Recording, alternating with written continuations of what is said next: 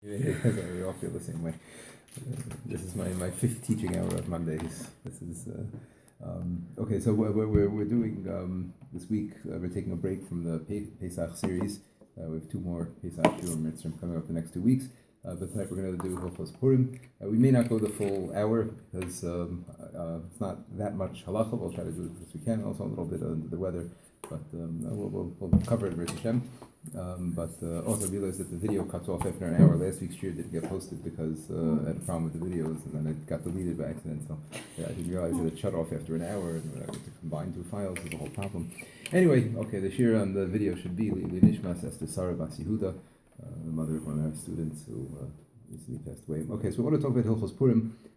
So we're going to go through Wednesday, which is Tainus Esther, through Thursday, which is Purim, the Prazim, and then Friday this year, which is Purim the Mukafim here in Yerushalayim, and other places that are like that. But we'll go through all the basics of Purim, so people watching this in not in Yerushalayim also will know the basics of Purim. So Wednesday is Tainus Esther.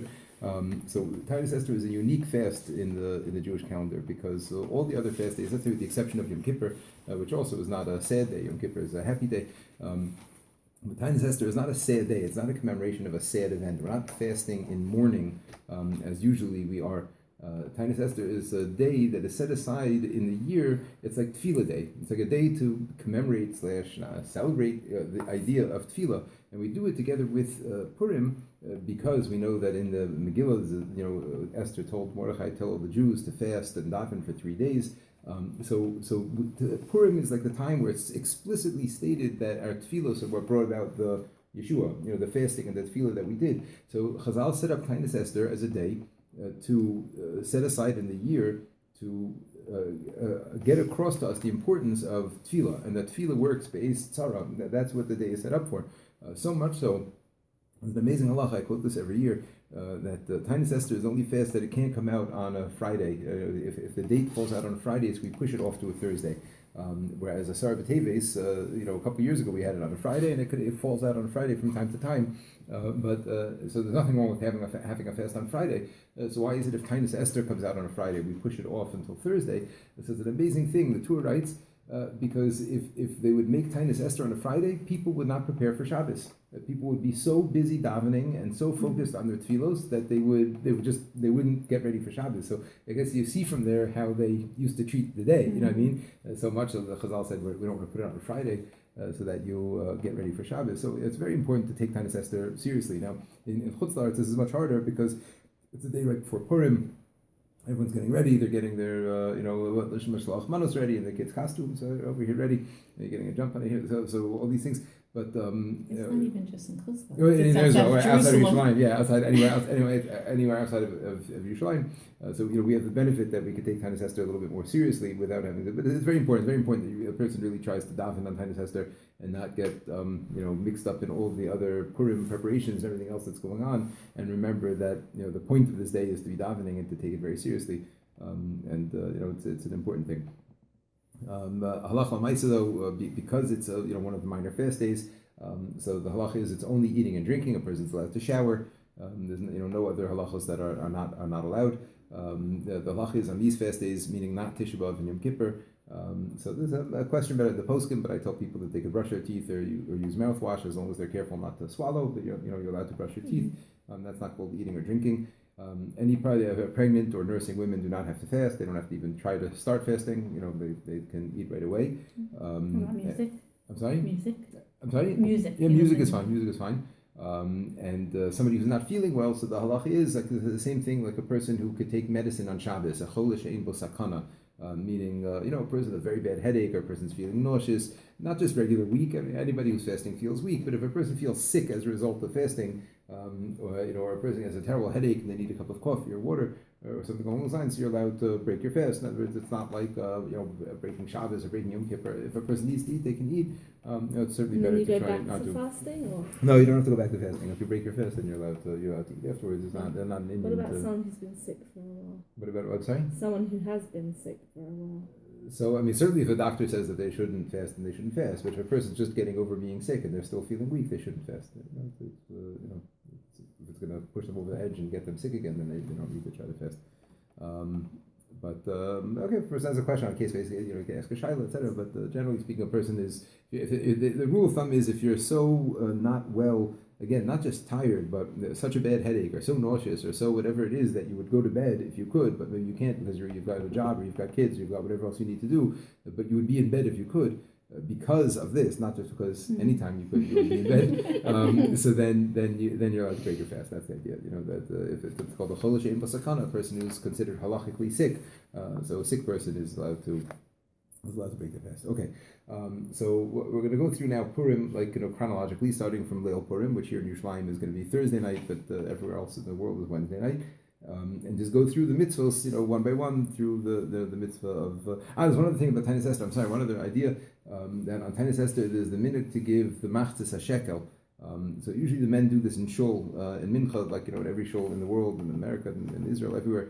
They have the chutzars, at the beam of the shul by mincha, they have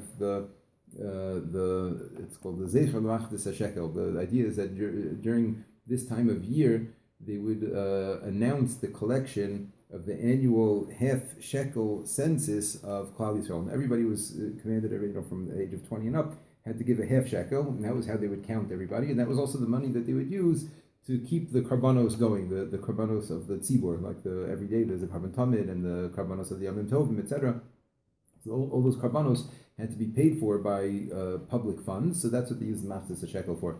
Now it's connected to Purim also because we know in the Purim story, Haman weighed out a whole lot of money and gave it to Achashverosh to kind of pay off the Jews. And Chazal say that it was in the zchus of the machzis hashekel that we were saved. It was that kidmu shekleim l'shekleim shalos Russia, that because we'd given the machzis hashekel, so we kind of preempted Haman's payment, and we paid ourselves off. One of my rebbeim, Rabbi Shmuel Irons, I don't remember exactly his cheshbon, they had a beautiful cheshbon once that it made sense how the money worked out between the machzis hashekel that they'd been paying and the amount of money that Haman paid, etc. But that's the idea. So usually this is done by the men when they go to shul, and hopefully your husband knows about this, or your fathers or husband, whoever is hearing this. So that when they go to shul, they usually do it on behalf. And I go to shul, I do it for my children and for my wife. But the idea is that they have $3 half, whatever it's coins, a special coin that you do it with. And you put money into the pushka so that you acquire the coin, and then you put the coin in. So then you did it once, and then you do it again for the next person, Okay, whatever it is, just remind your husbands to do it. Sometimes people forget, but it's always there in the shul. Okay, on Purim night, so the first mitzvah that we have to do, everybody, men, women, everybody above bar bas mitzvah has to do the mitzvah of Kriyas HaMegillah. This is a very special mitzvah that you have twice a year, Purim night and Purim day. The person has to hear it both times, it's not just one time. A person is a mitzvah to do both times separately, and like I said, women are 100% mechuyev in the mitzvah of Kriyas HaMegillah, the same as anything else. Now, because we have this mitzvah when Purim begins for half an hour before the Zman of Megillah, which means basically from sunset or a little bit before, from the time a half an hour before Tzeitzah Kochavim. So we're not allowed to eat a big meal. We're not allowed to go to sleep. We're not allowed to do things that are going to distract us from going to hear the Megillah. So that's just something to keep in mind on Wednesday evening, when usually people get in the chutzars outside Yerushalayim, they're fasting anyway, going into it. But even if you're not fasting, or if the fast is over already, you're not supposed to eat or drink, or take a nap, or do something that's going to distract you going into the Megillah. Okay, now the story is like this: the reading of the Megillah it's not a mitzvah for you to go and hear the Megillah. There's a mitzvah for every person to read the Megillah. The bracha that we make is al mikra Megillah. The mitzvah is reading the Megillah. So what does that mean? It means that there's a mechanism in halacha called shomea ke'oneh, that one who hears is as if they are speaking. And this is really what's happening every Shabbos. Right? Every time you're yotzei in Kiddush on Shabbos night, it's not some magical thing that just because I'm sitting in the room and somebody's making Kiddush, so I do the mitzvah of Kiddush. I'm saying Kiddush on Friday night. When let's say I'm a guest at a house. When I'm saying, or let's say it's at my Shabbos table. So when I'm saying Kiddush on that cup of wine, and everybody's sitting around the table and they're listening to me say Kiddush, and I'm having mind to be motzi them, and they're having mind to be yotze with me. So that it's as if they are saying. That's called shomea ka'oneh, right? When you're listening, it's as if you are saying it. And that's what's happening with the Megillah also. You are reading the Megillah on night and daytime. It happens to be there's a mechanism that you're reading it by, which is that you're allowed to pay attention to somebody else reading, And the halacha allows that to count for you. But it's very important to realize this because it's an active process. It's not just a passive thing. Just sitting in the room and being there while the Megillah is being learned is not enough to be Mekayim the mitzvah. A person has to listen actively. So in order to be Mekayim, yeah. So if you're listening actively, but you're not understanding the words at all, how does that? That's fine. That's fine. Excellent. It, Yeah. If you are reading you're hearing the words and you're following along the words. I'll explain to you in a second. In order to be Yotzei Shemei Kohuna, there's a number of halachos apply. Number one, the person saying the bracha or laning has to have in mind that they are doing this to fulfill your obligation. You have to have in mind that you are fulfilling it this way. If it's a bracha, you have to answer amen. And most importantly is you have to hear every single word. You have to hear every single word carefully. So now, usually when it comes to making a bracha, a kiddush or something along those lines, so you're listening for a few seconds. It's not so difficult to tune in and hear the whole thing. But when it comes to the Megillah, so you really have to hear every single word the whole way through. So the halacha is as follows: you have to be tuned in. You have to be paying attention. You certainly can't be speaking. You certainly can't be doing anything else, and you have to be listening. You have to hear it. Now, what happens if a person spaces out, which certainly happens? It's 30 minutes at least. Depending on where you go to hear it.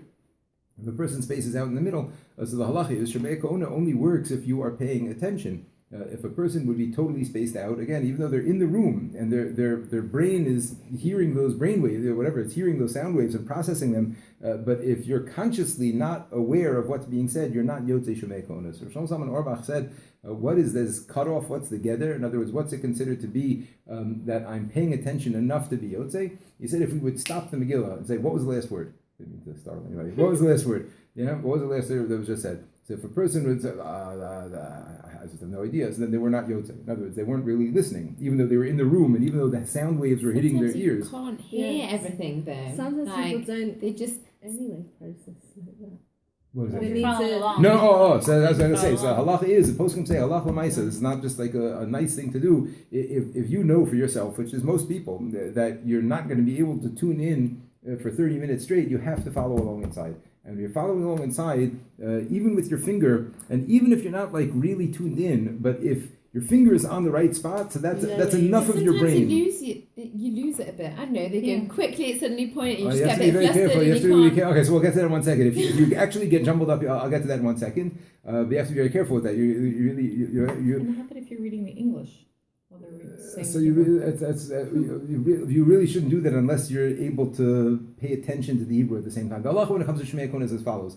When it comes to Lashon HaKodesh, which is the language that the Megillah is written in, you do not need to understand it in order to be Yotzei. In any other language, you would need to understand it to be Yotzei. In other words, if you could make a bracha in Spanish, but I couldn't be Yotzei somebody else's bracha in Spanish because I wouldn't know what they were saying. But in Lashon HaKodesh, in Hebrew itself, even if you don't understand it, you're Yotzei. So it's very nice and important to know the story of the Megillah and to follow along. But as far as being Mekayim, the mitzvah is concerned, it's more important to be listening to the Hebrew, even if you don't understand it, than to be following the story in English. You know what I'm saying? In other words, even if it's just words in your head and you really don't know what's flying, that's more of the mitzvah than appreciating the story without hearing it properly. You know what I'm saying? So if you have like an art scroll interlinear, that would be best. You know what I mean? Where I think they have that, where you can follow along with the Hebrew. And some people like it, some people don't. But if it has commentary, I think the Megillas that have commentary and stuff, then they're not good for the reading. Yeah, it's not good for the reading. Really I use just a regular plain, plain text, time. Tanakh. Yeah, you get distracted and you think about things, and it's you really have to be paying attention. And it's really best to keep your finger on the word, because then, like I said, even if I'm really spaced out, I'm thinking about the Suda and what I need to prepare for tomorrow and what I'm doing. But if enough of my brain is on the mark, that my finger is on the right word, so then that's considered I'm paying attention and I'm Yotzei Shemei Kohuna. That's enough. But it's important just to remember this for Kiddush also. I mean, it's just being at the Shabbos table while your husband or somebody's saying Kiddush you're not Yotzei that way. You have to be paying attention to the words that they're saying. And if you're like being metapel with the baby or doing this or doing that or other things, so a person won't be Yotzei Kiddush that way. And it's it's just important to be aware that Shemei Kohuna is you are saying those words, and What you have about to the be. pattern as well? So So, I mean, like I know some Sephardim, they just The husband does it, and everyone. So it's the same thing. They have to pay attention the whole way through, and that's really the preferable way to make brachos, because it's preferable for one person to make everyone to be yotzei. Except because of this thing that people really don't know how to pay attention anymore nowadays, so we split up and do it on our own, which is really, you know what I mean. So if everybody were ideally paying attention and focusing, so then that's the right way to do it. It's just Ashkenazim have a shorter attention span, and not as disciplined. Okay, so it's very important. It's very important you hear every word. Now, what happens if you missed a word? Like you said, what happens if you get confused in the middle, or there's noise, or the Haman goes on too long, and then he continued, didn't realize he continued. So this is a problem, because you have to hear every word from the printing. However, the printing does not have to be from an actual Megillah, except for the first pasuk and the last pasuk. Okay, so that means, technically speaking, if you were at a Megillah laning and you only heard from the laner the very first pasuk and the very last pasuk, and all the rest of it was like too confusing, but you read it out loud to yourself in the whole middle, you would be yotzei that way. Now, hopefully that won't happen, and you only have a little bit here and there. But the halacha is, if you miss a word or a line, or a piece, you really have to try to say it and catch up yourself. In other words, if you after Haman you lost where they were because there was noise, so then you should go back and say and read it yourself. So you have to try to catch up if you can, to try to catch up fast. If you can't read fast, so then you really have to catch up. Yeah, okay, it's very hard. Women tell me this also, right? Students and people that can't read Hebrew so well. It's very hard. You really have to try to pay attention to try to follow as best you can. Look, if you can't, you can't. You know what I mean? Hashem understands. You know what I mean? But you have to really try to do your best. Try to do your best to follow through. To be in a way that first of all you won't be distracted. With kids and whatever else, it's better. I don't know what type of kriyas that they have, but sometimes there's a lot of kids there, and it's a big balagan. They have an extra. I know. Right, so I'm saying, has an extra one. Right, we have one at the seminary. If anybody wants at 8:30 on Purim night, there's going to be one at the seminary. We have a kriya over there. Anybody's welcome to come. It's a very nice kriya without any distractions and everything. And we have it again on Purim morning, also at 9 in the morning. Anybody who wants to, more than welcome. So that's the story. Okay, but so it's really best to have a sefer in front of you and to follow along. If you miss it, then to try to catch up. And then also after the Megillah, also there's other brachos that we say, Harav Esrivenu, Vadanas Dinenu, and Shoshanas Yaakov. So those are tefillas a person should say. If you know what I'm talking about, there's like a whole bracha that we say after the Megillah also. So even though the Baal Kori says it, or if that's something everybody should try to say. A lot of times, the women are just walking out by then, so it's best if you could try to say those tefillas. Even if you end up hearing the Megillah by yourself, you should also say those brachos at the end with the tefillos. Now, finally, the inyan on Purim night, the poskim say there's an inyan to be marbe besudek tzas, to make some people do some sort of festivities also at night on Purim, and there's an inyan with that also, but there's no mitzvah to have a suda or to drink or anything like that on Purim night. That all the mitzvah suda is only in the daytime, not at night, but just to make it a little bit more of a festive. Festive evening. People who are doing a break the fast, so they'll usually make a nice break fast meal. But for us in Yerushalayim, we don't have that, and we just don't want. Can you start giving Mishlach Mana already? No, only during the daytime. There are 4 mitzvahs we'll say right now, or only during the daytime. You can't do it during. Okay, now Purim day. There are 4 mitzvahs of the day. One mitzvah is to hear the Megillah again, we said just all the same halachos at night apply by the day. And again, for women, they have to hear it also during the daytime. The other 3 mitzvahs are Matanos Lavyonim, Mishloach Manos, and the Seudas Purim. Matanos Lavyonim is giving charity to the poor. The Megillah says that Purim should be celebrated by two acts of giving. One act of giving to the poor, and one act of giving to our friends, of increasing, social interactions. Right before there was Facebook, there was Mishloach Manos to make friends. So. That's what. So matanas avyonim, the poskim say, has to be a matana to le'avyonim, to 2 people. So we have to give enough for a person to have somewhat of a meal for 2 people. Right. So two people have to eat, be able to eat a meal on our money. So we say in Israel it's about 20 shekel. That's basically what I tell the students every year. 20 shekel each, meaning for 2 people. For 20 shekel, a person can go to a pizza shop and get a falafel and a Coke, or 2 slices of pizza or something. So 20 shekel, 25 shekel is enough for Matanos Avyonim, and the person should give that though for 2. So it has to be let's say a minimum of 40 shekel, and this has to be given to a legitimate Matanos Avyonim. In other words, it can't just be given to a person who's down on his luck, or a person who comes from a nebuch situation, or yeshiva that helps all sorts of people. It has to be given to a halachically legitimate ani. which is defined by halacha as a person who doesn't have enough money, etc. It has to be a halachically defined ani. Which means it's really best to be yotzei, like just to make sure that at least 50 shekel you're giving to one of these like organizations, like Kupat Ha'ir or Kupat Chesed of Ramot, these types of things where it's totally legitimate and you know that you're giving it to a poor person on Purim where you are. In other words, you can't give, in America you can't give Matanas Avyonim in Israel, and if you're in Israel you can give in Yerushalayim. I'm saying Yerushalayim. In Yerushalayim you can't give outside of Yerushalayim. It has to be Purim on the day of the person who's getting that money, which means that you have to give the matana. If you're in Yerushalayim, you have to give it on Friday in Yerushalayim. If you're outside, you have to give it on Thursday in Beit Shemesh. It can't be that you're crossing over. Right, okay. This question, people who live in Chutz La'aretz, if they give money to Israel, when it overlaps with Purim, they can be yotzei, but only with their Purim, not with the other Purim. In other words, you can't give, saying like Thursday evening when it's Purim into Friday, that won't work. It has to be Purim where you are. Okay. Could they give Purim, did they designate to a charity in Shuls do it. tzedakah in Israel Our to give it shuls on don't a do day of? But only on their Purim, only On on their Thursday, Purim. not on Right. Yerushalayim. Because they couldn't Okay. do that for Yerushalayim, it could only be for Aniyim and Bnei Brak. Unless someone in Exactly. Yerushalayim gave, it has to And be they Purim give it in on the same that place. day. Right, it has to be that the Ani gets the money on Purim Their for Purim. their Purim, exactly, which is your Purim. It has to be the same Purim. It's a as yours. 7-hour lag, or every hour's lag. Exactly, It's the right, same time. exactly, right. Can we just give it to someone at shul who's going to? Yes, that's what I'm saying. Yeah, that's the best thing. That's what I do also. I collect money from the students. I say, look, if you want to give other tzedakah, which we'll get to in a second, there's a very, very big inyan to give tzedakah on Purim.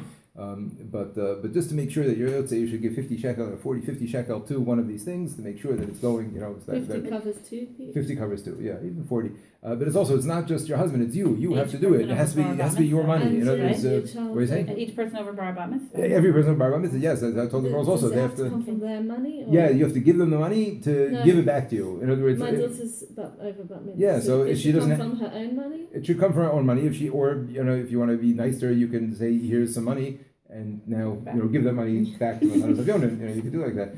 But My they have kids to. gave. I explained to them, and they gave. They're So good. Yeah, they're they should. Any bar bas mitzvah, over bar bas mitzvah should do it, and it has to come from their money. You can't just be like the girls in school said, "Oh no, my father gives me." No, there's no such thing. Yeah. He can't give for you. You have to give. Every adult person. And they said, "Well, I don't have any money." I said, "Yes, you do. Any of the money in your pocket right now, your parents are not. You can do whatever you want with it. So you have to give from that money to Matanas Avyonim. You're not allowed to use meiser money. No, the Matanas Avyonim has to be above and beyond any meiser money that you have. However, there is an inyan to disperse meiser money on Purim. There's a very big inyan to give tzedakah on Purim in general. In fact, there's a halacha that says, in general, in halacha, when it comes to tzedakah, if a person comes to us for tzedakah, we're allowed to look into them and see, are they worthy or not? Is it a worthy cause, etc. But on Purim, the halacha is kol haposhet yad nosnim lo. Anybody who asks, you give, even non-Jews, even going mipnei darchei shalom. I one time gave a Purim Josh about this at home, and I said, you can have a gadlador coming to you to collect money for ksiva sefer Torah, and you could have a Girl Scout coming to you collecting money for the poor, for the non-Jews, and on Purim you're mechuyev to give it to the Girl Scout and not to the gadlador, because that's a person who's asking money for most Purim and writing a sefer Torah. That's not money for Purim. An amazing halacha. Anybody who asks for money on Purim, you're supposed to give them. So it's a good time of year if you have meiser saved up. Or tzedakah saved up that you want to give, it's very important to give it. But again, this is above and beyond the basic amount of Matanas Avyonim that everybody has to make sure to give of this 40 or 50 shekel. That's the basic. Okay, just in general, the day of Purim, I got a little bit ahead of myself just before getting into the mitzvahs. In general, the day of Purim is a very important day. It's a very special day in the year. I'm sure you've all heard this idea that Yom Kippurim, the Arizal writes that Yom Kippur, in some ways, is only like Purim. In other words, Purim comes from a higher place, even on certain levels than Yom Kippur comes. It's a very, very powerful day. Very, very powerful day for tefillos. Again, just like Titus Esther, he said, is like a day set aside for tefillah. Purim itself is a very powerful day for tefillos. This idea that I was just speaking about tzedakah, kol poshet yad nosnim lo, sort of Tzadok Kohen writes a beautiful thing. He says, that we find in many different midrashim in the Zohar, many places, that the Hashem is mekayim the Torah. All the mitzvahs, Hashem is also mekayim those mitzvahs. So he says Hashem has to be mekayim this mitzvah of kol poshet yad nosnim lo. Anybody who holds out his hand, Hashem has to give to him. So he says it's a very important day to daven on Purim, daven for Yeshuos, daven for people who need tefillos, and all sorts of things. It's a very, very chashuv day. Again, to take seriously, it's a day. There's also right about this. As far as say that it's such a day of it's such an easy day to miss the kedusha completely. because like the Yetzer Hara works very hard to distract us from taking advantage of the day, so it gets us involved in all of the secondary things of like the simcha of the day and the drunkenness of the day and these other things. But like the tefillah and the focusing on the that's really the main part of the day. A person has to make sure to take that very seriously with all the simcha and with everything else. In addition, if a person can avoid going to work, people have to work on Purim, Mikra, then you're allowed to. There's no Isser Malacha. But because of the ruach of the day, if a person can avoid going to work, it's better that they should. There's an idea that said like this: when it comes to tzitzis, tzitzis and a talis. So the halacha is, if a person has an old pair of tzitzis, you're not supposed to throw the strings in the garbage. You're supposed to treat them with kavod. There are rights. You should wrap them up or something and put them next to the garbage. You shouldn't take the strings and throw them in the garbage. But the beged itself, the actual four-cornered beged, you could throw out. The beged has no kedusha to it, only the tzitzis. The Kabbalah Svarim write that it's a very interesting thing because in Kabbalah, the idea of the Kabbalah is like the beged has an even higher level than the tzitzis. The beged is like, hangs over, and the tzitzis like kind of hangs down to a lower level. So it should be the opposite. If anything, the beged should have more kedusha. So they write, no, that on the contrary, the beged has so much kedusha that Olam Hazeh doesn't affect it. You know what I mean? So you throw it in the garbage. The garbage doesn't affect it. It's so high. It's not even. So that's Purim. Purim is So we could do malach on Purim. We do all these other things on Purim because Purim's on such a high madriga. You don't really feel the kedusha of the day because it's coming from such a high place, but it's there, and a person has to make sure to take advantage of it and not to get not to be fooled and say like, oh well, it's not a real Yom Tif. On the contrary, it's so real that Olam Hazeh doesn't even grab onto it. So there's not going to be an Isser Malacha. But it's an interesting idea. But again, it's a very important day, a very powerful day, and something a person really should try to take seriously. When the other mitzvah of the day, before we get to the Seudah, the other mitzvah of the day is Mishloach Manos. So here it's the pasuk says Ish L'rei Ehu. So to be Mekayim the mitzvah of Mishloach Manos, Maker, then you really only have to give two ideas, because it's two manot, two items to one person, because it says Mishloach Manot, which is plural, Ish L'rei Ehu, one to his friend. So it has to be two items. Here's like one of the most popular urban legends in all of halacha. That there has to be two different brachos for the Mishloach Manos. Not true. Never was true. Don't know where it came from. Nobody knows where it came from. Really funny. It's very funny. Yes, every year people say they were taught this in school. Everyone's taught this. I don't know where it comes from. It's not written anywhere. So much so, Shlomo Zalman Auerbach writes, you can give a piece of schnitzel and a chicken thigh and your yotzei. From the same chicken, you could give two pieces of chicken. Two pieces of chicken, as long as their taste is different. It It has to be ready to eat. Yes, it has to be ready to eat items. It has to be edible items that are ready to eat now. So it can be carrots? Sure, yeah. Well, one carrot, that's one. One carrot. Carrot and cucumber. I'm saying it has to be two different things. And it doesn't have Does to be not two have to be two different brachos. It's wild. I learned that too. Everybody learned this. I learned this also. Everyone's like amazed by this, but it So doesn't you say can anywhere. give like a mix or something. Like some people give like a cookie mix. So I don't know. And if it's not Doesn't ready to count. eat, it doesn't count. That's You could so give. You funny. want to be cute. You could give whatever you want, but you have to make sure that at least to one person you're giving a toffee and a cup of Coke. You know what I mean? At least to one person. Do that to your yotzei, and then you can do whatever cute theme you want, and And not what do you be mean it has behind to the be two mitzvah. different like flavors or two different Two different tastes. Two different things that Oh, it taste does different. Not two pieces of Two toast. different, two pieces of different kugel doesn't count. It has to be two different things. Manot, it has to be two different manot. But his point was, you could take one. If I would give a whole chicken, that would only be one mana. But if I cut it up and I fry up a schnitzel and I roast a thigh, those are two manot. Those are two different things that taste Or they different. give like cake or something. Yeah, well, Two cakes. that's one thing. What if it's Yeah. Two different types of cake. Yeah, that's fine. Two What if you different. do one thigh with paprika and one thigh with cumin? Maybe I don't know. I'm not sure. Or like I'm not sure. I'm not sure. I don't know. one actually- cupcake with like Different? one sweets and one cupcake with different sweets.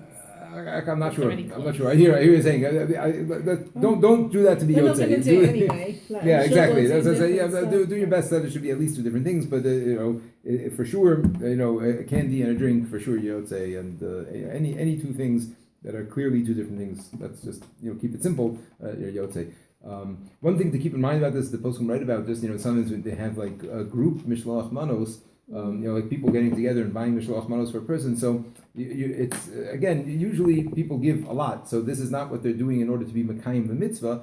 You have to be careful when you're doing that there's like representative of every person in there 2 manos for that person. Otherwise, they're not behind the mitzvah with it. You know what I mean? In other words, if the 6 of us would get together and get somebody mishloach manos, and in it were only 4 items, so then we're not yotze the mitzvah, because there's Would aren't. have to be Has to 12 be items? 12. Yeah, 12 items would have to be divvied up in such a way that it's clearly that, or would be divided. Maybe have to divide it up clearly in such a way that, like, half of those are coming from. I'm not sure where. Supposedly, you shouldn't be yotze with the group of mishloach manos, because it's hard to divvy it up. Again, you could certainly do those things, but just to make sure that you're yotze. Also, because the lashon, the pasuk ish l'rei ehu, the poskim say that men should give men and women should give women. That's just an Indian that they say, and this is also something that women you have to do this mitzvah. It's not just on the family; this is on the individuals, and also for your children. Anybody who's over bas mitzvah, so they have a mitzvah to give mishloach manos. It's not enough that your family is giving to another family; they have to have 2 items that belong to them that they are giving to somebody else. So same thing, if your kids are making mishloach manos on their own, or they're going to give out one of your family ones, so give it to them as a gift, so that it belongs to them. And then when they give it over, they're giving it over on their own. That's the story. An avel, you're not allowed to give an avel mishloach manos, even through a shliach. In other words, you can't even give it to another person who doesn't know them to give it to them. Usually, what happens is there's a husband and wife, so then people bring it and they'll give it to the wife, not to the husband. That type of situation. But you're not supposed to give mishloach manos to an avel.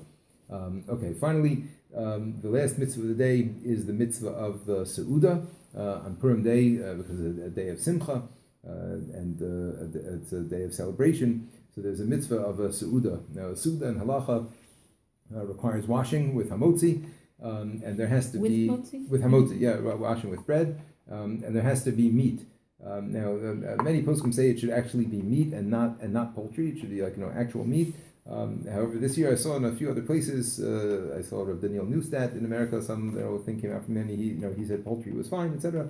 So I don't know. We still do real meat in the seminary. That's always the way that I saw it brought down in the poskim. But if a person prefers chicken, so that is brought down that's okay. But it's supposed to be a festive meal. It's supposed to be a gishmak chashuv special meal.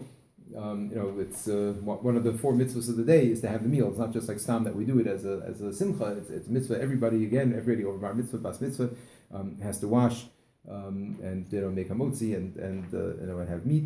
The Indian of drinking. So the Shulchan Aruch says, based on the Gemara, chayav yidish lebesumi adol yada ben ara haman lebarach Mordechai. A person is supposed to drink until this point of adol yada. So there's 100 different, and probably more. 100 different perushim for this and how and what. There's a few things that are very clear in halacha. If a person can't handle drinking and doesn't drink responsibly and acts in an inappropriate way and will say things and do things that are not right, then that's not a person should be drinking.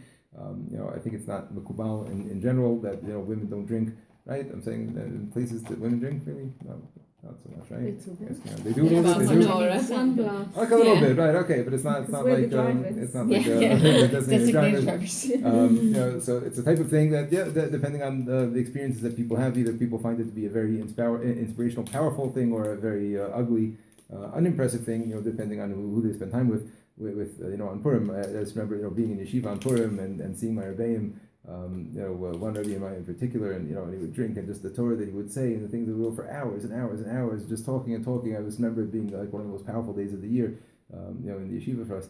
And it's a very special day. Again, at the same time, it has to be obviously balanced with responsibility and certainly safety and everything. Every year there's all sorts of things that come out before. Everyone has to be careful in the driving and being responsible.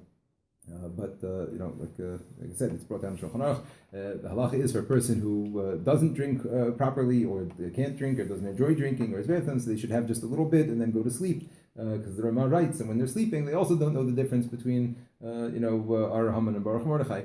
So if they drink a little bit, and through that drink they get sleepy and they fall asleep, then they're behind the mitzvah as well. Okay, the other things. You do that if you're in someone else's house. But I'm sorry? You do that also, before how you do you do do that it? if you have kids? Well, You just 7 o'clock in the morning. You're not going to have a chance to sleep. Not so easy. Give them a Women week. don't have to do it. No, not women. No, women don't have to. No. Sorry, no, not women. No, I'm just saying men who don't drink or don't enjoy drinking, or drinking is not good for them or whatever. So then, so the Ramah writes that the person can be behind this through sleeping. It's really only for men, the whole drinking thing. The whole drinking thing is it's really for men. I don't know what it's. I don't. It's not like a chiyuv of the day. I don't think a person, if they go through the day and they don't drink and don't get drunk, I don't think they're doing an avera. You know what I mean? It's a strange thing that you have this day in the calendar where it's an acceptable thing. But again, it's really only it's supposed to be acceptable if it's done in the right way. You know what I mean? But a lot of what goes on, the way that people get is not what the halacha, not at all what the halacha is talking about.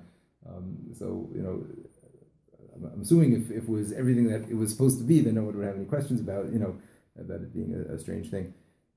Okay, but in general, just again, the whole day, the other aspects of things I didn't mention, we just say al anisim. Both in davening we say al anisim and in benching. If a person forgets al anisim, so the halach is as follows: you don't repeat, even if you forget it completely. You don't repeat benching or shmona esrei. However, if you remember, it's like this. So in the harachamans and benching, in the harachamans where we say like harachman yan chadira yom shekulat Shabbos menucha and all those things. So there's a special harachman. If it's printed in the siddur, it says harachaman hu yasa lanu isim kamosha asa lavosenu bayamim ahim bazman hazeh, and then you say b'mei Mordechai ve'Esther b'shushan abira, and you go into it over there, and then you say the whole thing over there. And the same thing in Shmona Esrei. If you forget al anisim in Shmona Esrei before modim. So then you don't go back, and then at the end of Shmona Esrei, at the very, very end, before you say the Yula Ratzon Imrei Fi, and before you take the 3 steps back, so then also you say over there, Harachamanu Yasel Anisim, Moshe Asal Abasenu Ba'im Bazanazet, and then you go from there and you say it from there. That's al anisim, but again, even if you forget it completely, you don't go back. You don't go back and say it. Usually, it's an inyan to finish the seuda and to bench before sunset, but this year for sure everybody's going to be finished in the morning anyway because it's Erev Shabbos. But except some people don't they do this? Yeah, Paris Mako Makadesh. Yeah, somebody told me they're doing that. So it says in Shulchan Aruch that a person, on a Friday afternoon, if a person's having a seuda. Yeah, people are doing that. So I don't know. We're doing it early. That scares me. Can I ask about that? Yeah. For me personally, it just feels strange. Like Shabbos is Shabbos. It says in the Gemara that that's what you could do. It says that that's what they used to do. They would be eating on Friday and going into Shabbos, and they would set up a tablecloth, make Kiddush, and make Shabbos. Fridays where we had to fast, Yom Kippur. So it's like... No, but this is different. This is going into Shabbos eating already. This is like having a seuda. You're a bit full by the time you actually get so to I don't know. It's I've never done it. It doesn't. I don't.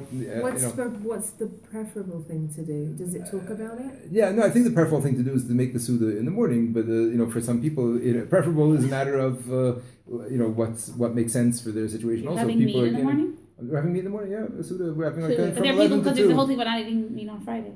Are you? No, my husband's trying to say they don't eat, they won't eat meat on Friday. Really? Because Shabbos is coming. Really? Other than to taste Some people like don't even eat. So I mean, that's a separate. Like if you're going out to a restaurant or something, like you can't be fleishing. No kidding. Okay, I'm saying there's an Indian not to have a big meal on a Friday. That's for sure true. That's why we're doing. You're not allowed to have a big meal Friday afternoon. In other words, after a certain time Friday, you're not allowed to have a big meal. And even in the morning, you're not allowed to if it's going to take away your appetite. So we're doing our seudah in the morning. We're starting at 11 in the morning, and we'll be finished by 2 o'clock or so, or 2, 3, and then rest a little bit on Shabbos. But you can do that. There's nothing wrong with this Paris Mako Mekadosh. That's what it says in Shulchan Aruch. A person can do. If it feels funny, it's because we're not used to it. So that's why I think people want to do it because they have like the opportunity to do it. So it's like a cool thing to do. But there's nothing wrong with it. There's nothing wrong. Somebody told me that they did it last years ago, and they said it was amazing. Like it was just really nice. It's like a long seudah, and it went into the Shabbos. Yeah, like you kind of joined the whole thing. Cool. Yeah, that's cool. Okay. Yeah. Well, it means that everyone at your table has to spend Shabbos with you too. Right. Yeah, make sure you only invite people to the Purim so that you're happy for Shabbos. Yeah, exactly. That's In this neighborhood, there doesn't seem to be like groups of people who go around collecting tzedakah and knocking on your door and.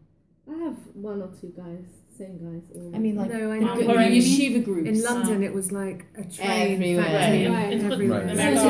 the day you go and collect. Right, a lot of people are. A lot of people are. Really? Not in this part of the Right. Yeah, maybe not as much. Not even There's more no people yeshiva coming. on the Like people, they would come and go to every house, like people for themselves, Exactly. Right. but not. But it's a big Indian. Like I said, tzedakah is a big Indian, and our own tzedakah davening to Hashem is a very big Indian to be reaching out to Hashem on Purim Day. I was trying to think of any other Indian, anything else. Anybody who missed Parsha Zachar, like we said, if you missed Zachar and you have a chance, you should really try to go to Shacharis on Purim morning because they lay in the Torah then again. What about the children? In terms of what? In terms of like like it sounds like it's very heavy on the mitzvahs for the men and like Megillah. No, all these other things also. I mean, as much as the kids can do, they can do. I mean, if the Megillah is too much for kids until they're like 7 or so, you know what I mean? It's just too long for them to sit and pay attention all the way through. I mean, chinuch-wise, what do we give to them to get out of it for them the best that they can have? You know. I mean, as much as you can, yeah, as much as for all of it. So certainly to get them involved in the Tanos Evyonim and Mishloach Manos, and to get them those mitzvahs that they certainly have access to, and for the Suda should be fun for them. But you don't find it's not like Pesach where it's built around being machanech the children. You know, the whole point of Pesach is focusing on the children. You don't find that same. I mean, all mitzvahs we have a mitzvah to machanech our children, the whole cycle of the whole calendar. But you don't find, like on Pesach, you don't find that special emphasis on Purim of making sure that the children are involved. That you don't find that same thing. Now, obviously, the kids enjoy it and they get dressed up, and there's that's brought down in halacha in terms of dressing up. It's not just stam. There's an Indian behind it. And the kids do it. But it's I don't know if it's not like Pesach where like the parents are supposed to cater their seder to teaching the children. It's not supposed to be about the parents getting a big spiritual high from the seder. It's supposed to be them transmitting to their children the yesodos of Yetzias Mitzrayim and Hashem.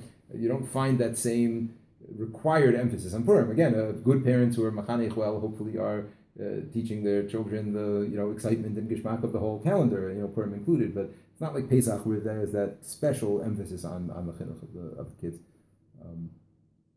So okay, I think that's it. That's the basic overview of Purim. Any questions? No, we used to bring our kids, lived in Makat Shemesh, to bring them into Jerusalem to see. We would point out, like, they would see all the drunk people like falling on the street and everything else, and doing the chinuch of why you shouldn't be drinking so much. There you go. Okay, that's it.